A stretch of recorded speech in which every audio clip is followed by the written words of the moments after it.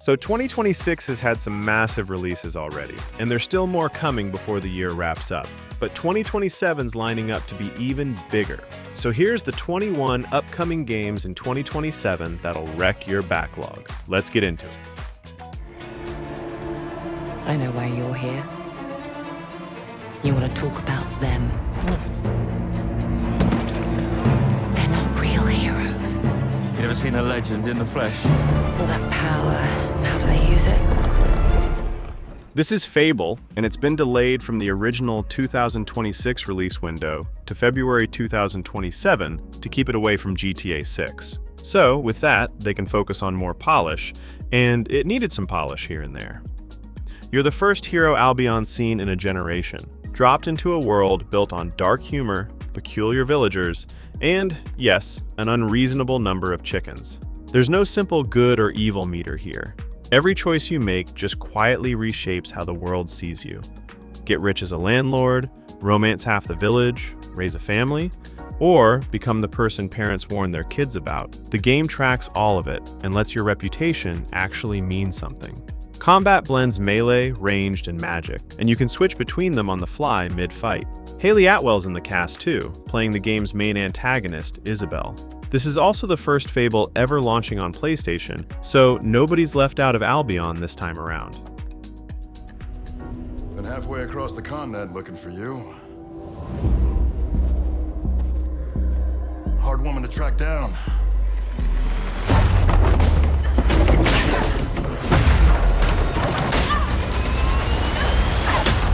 This is Tomb Raider: Legacy of Atlantis. And this time, Crystal Dynamics didn't just want to remaster the original, they wanted to reimagine it. This is a full rebuild of the very first Tomb Raider from the 90s. You're back as Lara on her debut adventure, hunting down the Scion across Peru, Greece, Egypt, and a mysterious island tied to Atlantis. But it's not just a visual upgrade. Entire sections have been redesigned from scratch, so rooms that used to feel closed off now open up into connected spaces with new paths and new angles to approach them from.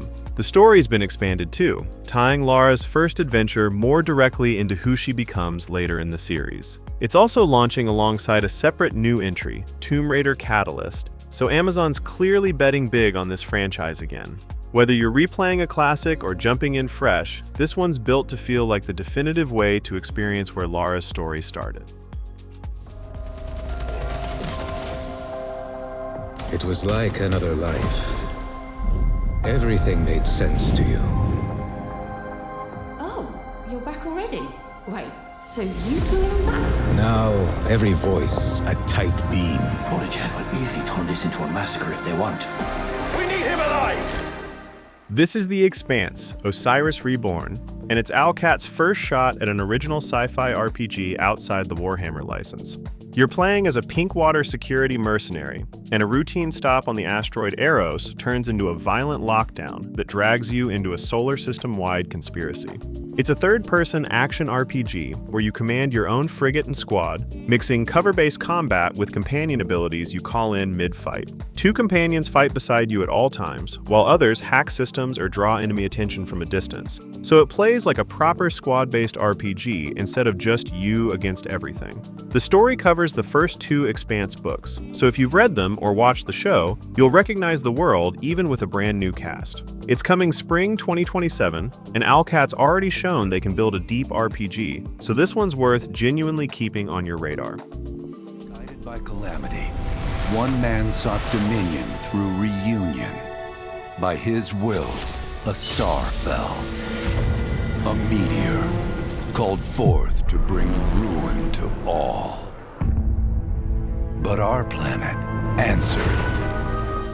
This is Final Fantasy VII Revelation, and it's the one closing out a story Square Enix has been building since 2020. This is the third and final part of the remake trilogy, picking up right where Rebirth left off, so you're heading into the endgame against Sephiroth, with Meteor bearing down on the planet. The biggest change is the Highwind airship is now fully controllable, letting you fly anywhere across an open world and parachute down into locations, instead of just fast traveling. There's also a new system called Fits, where your characters can equip different outfits that change their skills entirely. So Tifa can go full Black Mage, or Cloud can switch into a warrior role. Wutai and Rocket Town, both missing from Rebirth, are finally showing up here too. It's launching spring 2027 on every platform at once. PS5, Xbox, Switch 2, and PC, so nobody's waiting around this time. Port Desire, a city that don't belong to anyone, but everyone wants a piece. No laws, no oversight, just the jungle creeping back in, both the vines and the people. This is No Law, and it's from the same small team that made The Ascent. You're playing as Gray Harker, an ex-military guy who just wants a quiet life after nearly dying in the field. But despite that, trouble shows up at his door anyway. It's a first-person cyberpunk shooter set in Port Desire, a city built on zero regulations, where power brokers sip cocktails uptown while everyone else scrapes by in the alleys below. You can go full stealth and pick people off from the shadows, or go loud with military-grade gear and just tear through everything in your path. And the game actually branches based on which way you lean. The developers, Neon Giant, have been upfront that they're not chasing some massive open world either. They're going for density over scale, packing every street, rooftop, and back alley with detail instead of padding things out with empty space. It's being published by Krafton and built in Unreal Engine 5, so expect it to look sharp. There's no exact release date locked in yet, just a 2027 window, so this one's still a bit of a wait before you get your hands on it. それが俺たちの国だ。登場会。ほいじゃあいよいよ兄貴組立ち上げるんじゃの。やっちゃろうや。兄貴なら絶対にてっぺん取れますけ。This is Stranger Than Heaven, and it's the Yakuza team's biggest swing yet, literally spanning 50 years of story. You're playing as Makoto Daito, a Japanese-American kid who stows away on a ship to Japan after losing everything back home. And the game follows him across 5 different cities and 5 different decades, from 1915 all the way to 1965. It's from RGG Studio, so expect the same brawler combat the Yakuza games are known for. Except here, you can control Makoto's left and right sides independently for punches and kicks. There's also a whole music system woven into the story, where you collect sounds around the world and use them to build songs, then manage actual stage shows to grow your reputation. The cast is wild too. Snoop Dogg's playing a smuggler character, and they even brought in Tupac's likeness, with his estate's blessing, to play another role. It's out January 15th, 2027, on PS5, Xbox, and PC. So the wait isn't too long for this one.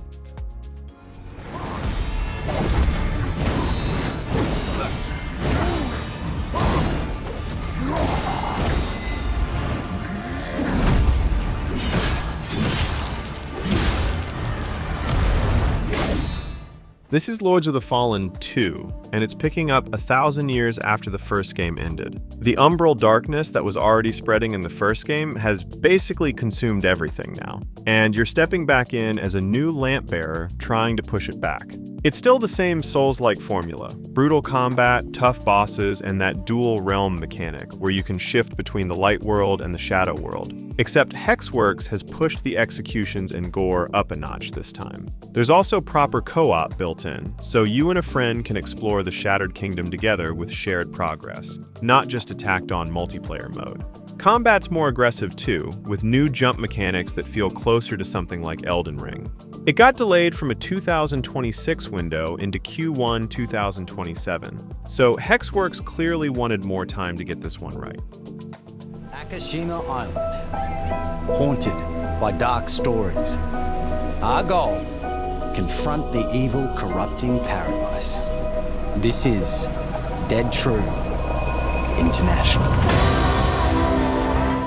This is Until Dawn 2, and it's not even being made by the same studio that made the original. Fire Sprite's taken over this time, and the story follows a group of ghost hunters running a paranormal YouTube channel called Dead True, except none of their scares have ever actually been real. They land on an abandoned tropical island for their first big network-funded episode, and that's when things stop being staged and start being genuinely dangerous. It still runs on the same butterfly effect system from the original, where every choice, even small ones between characters, can ripple out and decide who survives the night. Peter Stormare's back too, reprising Dr. Hill from the first game, which is the clearest sign this is staying connected to that same universe. It's launching sometime in 2027 on PS5, so we're still waiting on an exact date. Wait! Whoa! Now where are we? Whoa. Feels like we're someplace totally different. Watch out! Now then, whatever's going on here, we're getting to the bottom of it. This is Persona 4 Revival, and it's not just a graphics upgrade. They've rebuilt the whole thing to match Persona 5's style. You're playing as a transfer student who moves to the small town of Inaba, and pretty quickly you get pulled into investigating a string of strange murders tied to a mysterious channel that only shows up on TV at midnight. This is a remake of Persona 4 Golden, so the story stays the same, but combat's been overhauled with mechanics borrowed from later games like Baton Pass and a new finisher system called Series Finale. The whole game's been visually redone too. Characters, environments, even the UI, all reworked to match the modern look of Persona 5 and Persona 3 Reload. New cutscenes are handled by Mappa, and the English cast has been completely replaced, so even longtime fans are getting a fresh experience here. It's out February 18th, 2027 on PS5, Xbox, and PC, so that wait isn't too far off either. We have 2 drivers dead. 3 more in intensive care. I'm done. My friend said you can help me. This is Clutch, and it's made by the guy who used to run Forza Horizon. Mike Brown left Playground Games to build this from scratch, and it's an open-world racer set across Monaco and the French Riviera, following 2 siblings, Theo and Cass, caught between the prestigious R1K racing circuit and an underground street racing crew called the Midnight Collective. What makes it different from Forza is how cinematic they're going with it. There's a real story here, written by one of the creators of Skins, plus a whole cast of actors, including Little Sims.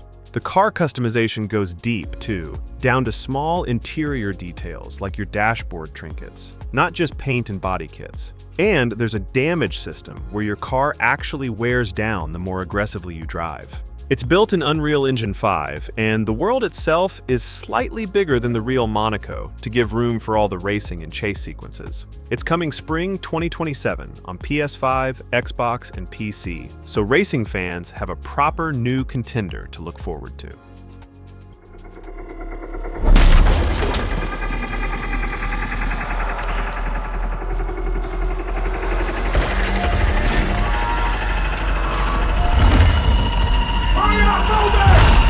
Save your ammo. This is Ill, and it's not trying to be another zombie game, even though it might look like one at first. You wake up in a hospital, something goes horribly wrong, and suddenly you're stuck in a massive research fort overrun by grotesque creatures called aberrations. It's a first-person survival horror game built around body horror, so expect a lot of dismemberment and physics-driven combat where enemies react differently depending on where and how you hit them. Ammo's limited too, so a lot of the time you're ripping pipes off walls or throwing bricks just to survive, which keeps things tense instead of turning into a straight shooter. The developers have said this isn't about jump scares either. They're going for that slow, sustained dread instead of cheap frights. It's coming in 2027, no exact date yet, on PS5, Xbox, and PC. Hey, it's me. There he is! Shit. This is not gonna blow over, Cielo! You fucked with the Chinese mafia! This is Virtua Fighter Crossroads, and it's the first mainline entry in almost 2 decades. Sega handed this one over to RGG Studio, the same team behind Yakuza. And it shows, because this isn't just a straight fighting game anymore. You've got a proper story mode now, set in a fictional city called Velocipara, following 4 new protagonists whose paths collide as old secrets from 20 years back start resurfacing. It still has the classic one-on-one Virtua fighter combat for versus matches, but the story mode throws in multi-opponent brawls and boss fights too, blending fighting mechanics with actual exploration and side quests. The writing team's stacked as well, with people who worked on Persona and Like a Dragon handling the script. It's coming in 2027, no exact date yet, so we'll see how this reinvention lands.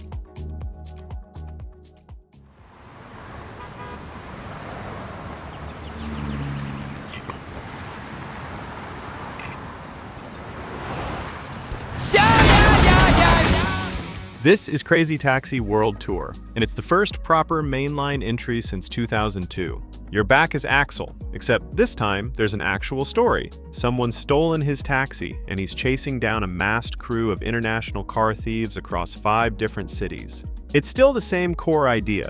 Drift around, deliver passengers, rack up cash before time runs out, but now it's spread across 5 full cities instead of just 1, with way more pedestrians, traffic, and side stuff like fishing off the back of your taxi or delivering pizzas mid-run. There's also multiplayer for the first time in the series' history, so you can finally race friends instead of just chasing your own high score. Classic arcade mode is still in there too, for anyone who just wants the old-school time attack format. It's coming in 2027 on PS5, Xbox, Switch 2, and PC. My friends and I used to argue about what ended the world. A weapon, a virus, something worse. This is State of Decay 3. And just weeks after Xbox showed this game off at their own showcase, they sold the studio off to new owners. You're building and running a community of survivors after a zombie outbreak, scavenging for supplies, fighting off the undead, and making tough calls about who to recruit and what to build. This time, there's a new zombie evolution threatening everything, and you'll run into plague nests, these tough, dungeon-like areas that pop up as the infection spreads further. It's still built around that survival sandbox loop the series is known for, but now you can play the whole thing in shared world co-op with up to 4 players, everyone building and progressing in the same world together. The combat and overall quality bar looks like a big step up too, since it's fully built in Unreal Engine 5 this time. The studio says the game's still very much happening, so we'll see how the transition plays out. It's my kind of night. Alarms are ringing, bullets are flying. What you do that for? My fingers slip. And every copper in the tangle is on my tail. Hooligans, come to order. This is Clockwork Revolution, and Xbox just confirmed it's a console exclusive, so PlayStation players are sitting this one out.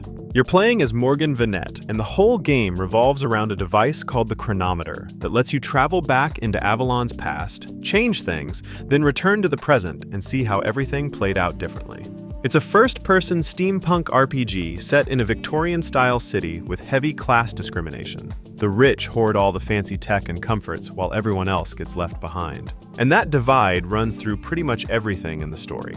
Combat mixes revolvers and steam-powered weapons with your time powers, so you can reposition objects or clear out enemies using effects tied straight to the chronometer. Character creation goes deep too, and it actually affects how NPCs react to you, even changing in-game news reports based on how you built your character. It's coming in 2027 on Xbox and PC, no exact date yet, and it'll be day 1 on Game Pass.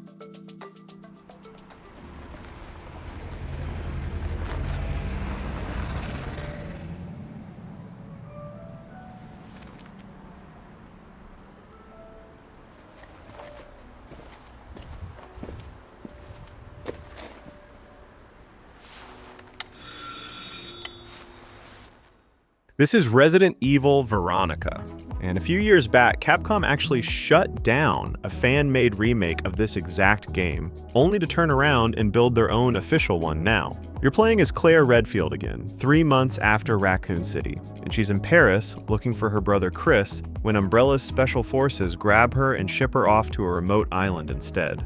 It's built on the RE engine like the other recent remakes, but this one drops the old fixed camera angles completely for a proper over-the-shoulder view. So it plays a lot closer to the RE2 and RE4 remakes than the original Dreamcast game ever did. The story itself stays close to the original. Prison Island, Antarctic Research Base, Chris and Claire's whole reunion arc, just modernized for people who never got to experience Code Veronica the first time around. It's targeting early 2027 on PS5, Xbox, Switch 2, and PC.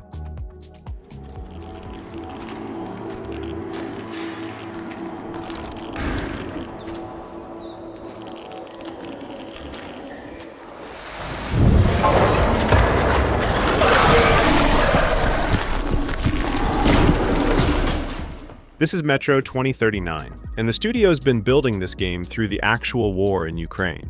You're playing as a new character called the Stranger, someone haunted by violent nightmares, forced to go back into the Moscow metro years after swearing he never would. This time, the tunnels are ruled by a fascist regime called the Nova Reich that's absorbed all the old factions under one banner. So instead of the open surface exploration Exodus gave you, this one pulls you back into those tight, claustrophobic tunnels the series is known for. 4A Games is a Ukrainian studio, and they've been upfront that the war completely reshaped this story. The whole thing now leans into themes like the cost of silence and what freedom actually costs people. It's still built on their own in-house engine too, the same one that made Metro Exodus one of the best-looking ray-traced games out there.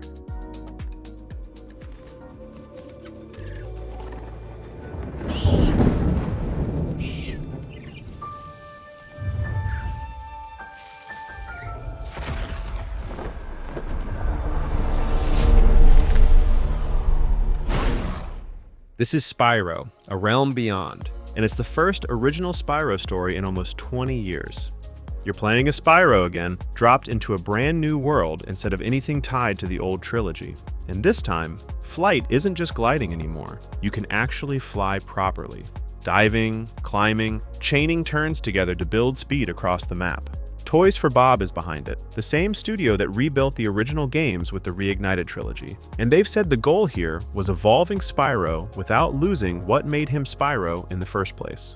There's a new villain in the mix too, someone meant to push Spyro further and actually make him grow as a character instead of just being the same plucky dragon from start to finish.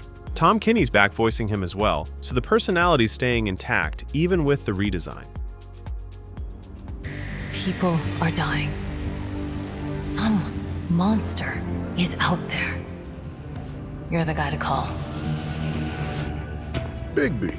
Sheriff? I'll have your job within the week. Are you living under a rock? This is The Wolf Among Us 2, and this game's been rebuilt from scratch 3 separate times before finally getting a real release window. You're back as Bigby Wolf, sheriff of Fabletown, picking up about 6 months after the first game. Except now, there's a criminal operation running underground, and Bigby's got his claws full trying to shut it down. It's still that same choice-driven, noir-style storytelling Telltale's known for, based on the Fables comics, where fairy tale characters secretly live disguised among regular humans. Ad Hoc Studio was originally attached and had written the entire season, but they parted ways with Telltale over creative differences back in 2023, so all that work got left behind, and Telltale brought in Trick Studios to rebuild the whole thing on Unreal Engine 5 instead. Snow White's back in the mix too, so expect that same dynamic between her and Bigby to carry through. After nearly a decade of false starts, fans are just hoping this is the version that actually makes it out the door.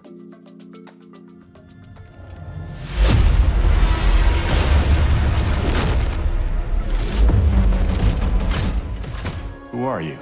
I'm a friend. Celestials are the enemy of humanity.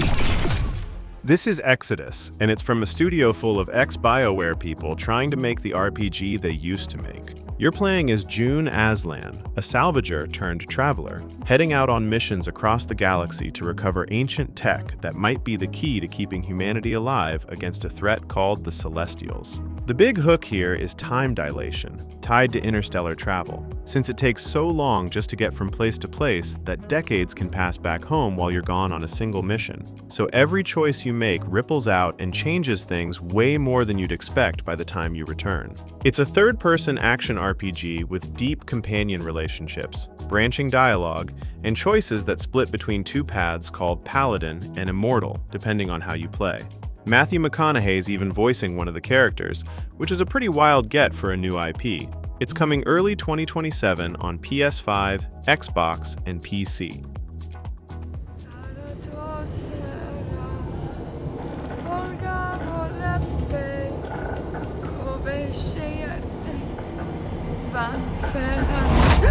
Back to the village. Go, now. Nay! I must save them! Save the village! Save yourself! This is The Witcher 4, and for the first time ever, you're not playing as Geralt. Ciri is stepping into the lead role now. She's completed the Trial of the Grasses herself, so she's got the same Witcher mutations and abilities Geralt has, and she's the one taking contracts and hunting monsters this time around. This kicks off a brand new trilogy set after the events of Witcher 3, and CD Projekt's building it in Unreal Engine 5 instead of their old Red engine, with a team more than twice the size of what made Witcher 3. The world's expanding too. New regions like Kovir are opening up, places that were only mentioned in earlier games. Geralt's still around, just in a smaller supporting role this time, since this story belongs to Ciri now.